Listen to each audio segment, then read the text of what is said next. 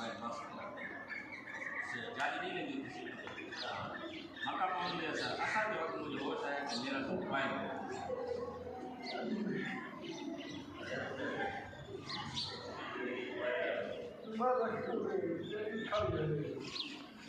Sir जी मैंने उम्रा की है और दूसरे दिन मैंने मीनार तो आज पे जाना था।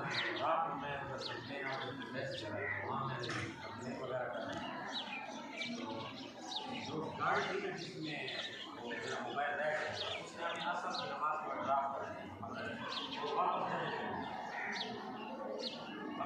लिए